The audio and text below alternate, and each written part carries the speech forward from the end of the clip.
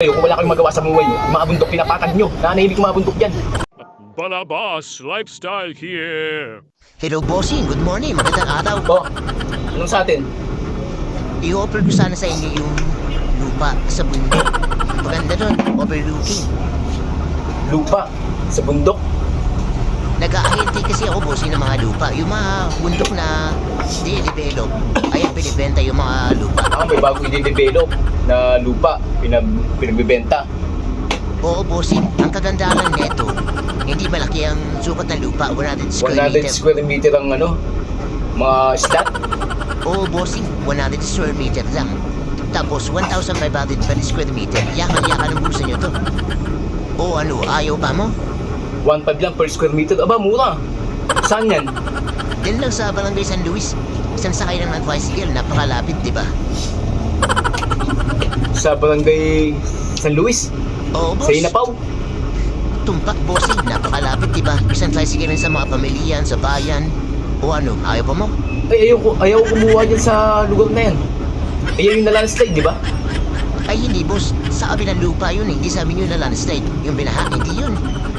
Yung lupa namin quality mataas. Hindi doon, pero doon pa rin yun. Sako pa rin ng Barangay San Luis yun. Delikado yun sa lugar na yan. Tapos pagbibentahan mo pa ang lupa dyan. Oo, boss. Itagtag mo na sa lupa mo. Investment ba? Sayang kasi, lugmuran. Gusto mo yata mapahamak ang buhay ko dyan sa landslide na yan, sa lugar na yan. Hindi naman, bossing. Grabe ka naman. Gusto ko lang magkaroon ko ng lupa na mura. Oo nga, itong bagong enteng, nasa lantayan, di ba? The landslide dyan, at saka may baha, lakas ng baha dyan. Tapos bibentahan mo ko ng lupa dyan. No, bossing. Exempted sa mga kalamidad yung lugar namin. For sure. Kayo, kung wala kayong magawa sa buhay nyo, yung mga bundok pinapatag nyo, nanahimik yung mga bundok dyan. Isang gaganda ng puno dyan, ang tatagin ng mga puno dyan, para pagkakitaan ng mga amo nyo, ikaw ehente ka, pinapayagan mo din. Kinukonsinti mo yung mga amo mo na yun na patagin yung mga bundok dyan. Alam nyo bang nakasalanta na yung mga tao dyan? Kinakalbo nyo. Ibis, Ano? paano yung kalikasan natin?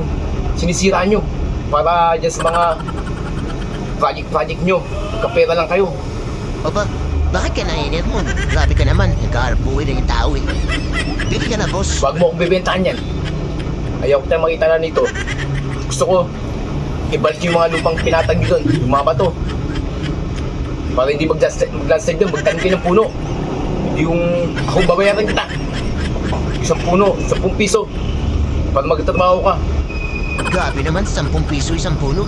Ang hirap-hirap kaya magtanim ng puno. Oo nga, nagtatrabaho ka, pero yung trabaho mo nakakasira ng kalikasan. Sabi mo sa amo mo, itigil na yung ganyan ha. Develop ng mga bundok, papatagin nyo.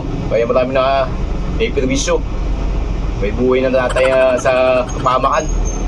Okay na, sige na. Istahimik yun na yung boses nyo.